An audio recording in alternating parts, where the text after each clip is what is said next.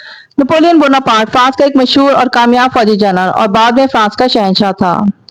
वो जजीरा कोरिस्का में पैदा हुआ। नेपोलियन ने फ्रांस के इनकलाब के बाद अपनी फौजी काबिलियत की बदौलत शोहरत हासिल की और 1799 में एक बगावत के जरिए फ्रांस का इक़्तिदार संभाल लिया।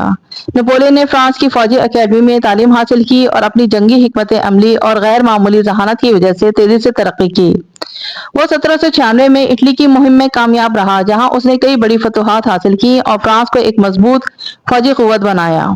1799 में नेपोलियन ने एक बगावत के जरिए फ्रांस की हुकूमत पर कब्जा कर लिया और 1804 में इसने खुद को फ्रांस का शहंशाह करार दिया। नेपोलियन ने यूरोप भर में फतूहात हासिल की और फ्रांस की सल्तनत को वसअत दी। इसके दौर में नेपोलियन कोड नाफिज हुआ, जो कि कानूनी इस्लाहात का एक अहम मजमुआ था और आज भी दुनिया के कई ममालिक में कानूनी निज़ाम पर असरअंदाज है।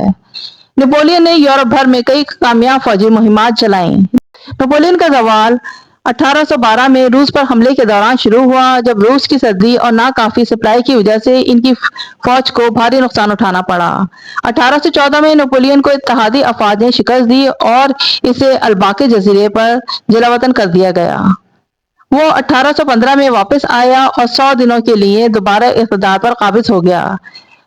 1814 में नेपोलियन को इत्तेहादी अफवाज के हाथों शिकस्त हुई और उन्हें पहली बार एल्वा जजीरे पर जलावतन कर दिया गया, मगर वो वहां से फरार होकर वापस फ्रांस आ गए और दोबारा इक़्तिदार हासिल किया। ताहम 1815 में वाटरलू की जंग में इनको दोबारा शिकस्त हुई, जिसके बाद उन्हें सेंट बेलिना जजीरे पर जलावतन कर दिया गया, जहां उन्होंने अपनी जिंदगी के आखिरी साल गुजारे।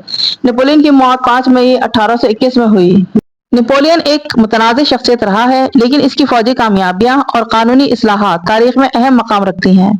वो एक अजीम हुक्मरान और फौजी हिकमत अमली का माहिर था, जिसने यूरोप की सियासत और फौजी तारीख को हमेशा के लिए बदल दिया।